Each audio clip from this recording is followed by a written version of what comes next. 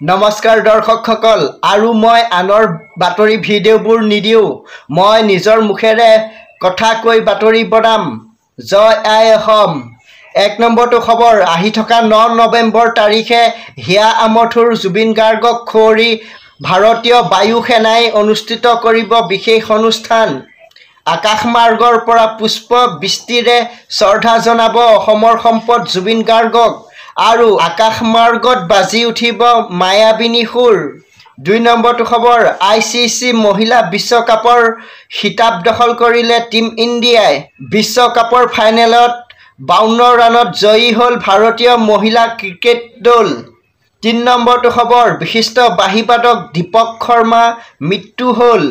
চেন্নাইত চিকিৎসাধীন অৱস্থাত শেষ নিশ্বাস ত্যাগ কৰিলে বাঁহীবাদক দীপক শৰ্মাই। বহুত দিনৰে পৰা যকৃত ৰোগত আক্ৰান্ত হৈ আছিল দীপক শৰ্মা।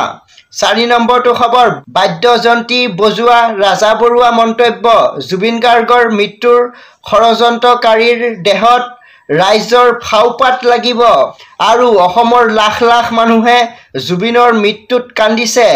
ভগৱান আছে, কোনো ষড়যন্ত্ৰকাৰী সাৰি যাব নোৱাৰিব। আৰু অসমৰ মুখ্যমন্ত্ৰী হিমন্ত বিশ্ব শৰ্মাই জুবিন গাৰ্গক ন্যায় দিব পাৰিলে অসমৰ প্ৰতিজন মানুহে মুখ্যমন্ত্ৰীক শ্ৰদ্ধা কৰিব।